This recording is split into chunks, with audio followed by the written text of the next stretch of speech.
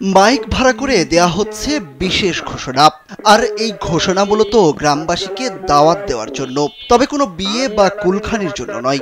দাওয়াত দেয়া হচ্ছে সবুজ নামের এক যুবকের দুটি ছাগল চুরি যাওয়া উপলক্ষে। সাধারণত বিভিন্ন সময় সামাজিক যোগাযোগ মাধ্যমে দেখা যায় কোনো কিছু চুরি হয়ে গেলে মাইক ভাড়া করে গালমন্দ করা হয়। তবে এখানে ব্যতিক্রম, চুরি যাওয়া ছাগলের মালিক আলামিন জমাদ্দার সবুজ।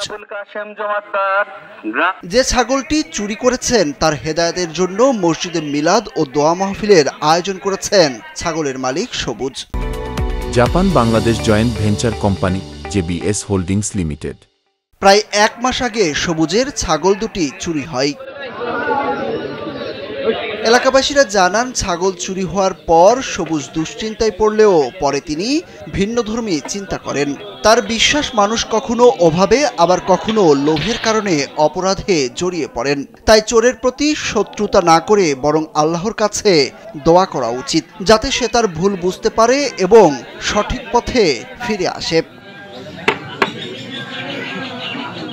এই উপলক্ষে সবুজ মাইকিং করে গ্রামবাসীকে মিলাদ ও দোয়া মাহফিলে আমন্ত্রণ জানান। এতে এলাকার গণ্যমান্য ব্যক্তি, মাদ্রাসার শিক্ষার্থী ও অসংখ্য মুসল্লি অংশ নেন।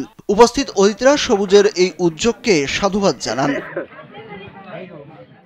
ঘটনাটি ফরিদপুরের মধুখালী উপজেলার রায়পুর ইউনিয়নের রঘুনাথপুর গ্রামের। শুক্রবার জুমার নামাজের পর এই মিলাদ মাহফিল অনুষ্ঠিত হয়।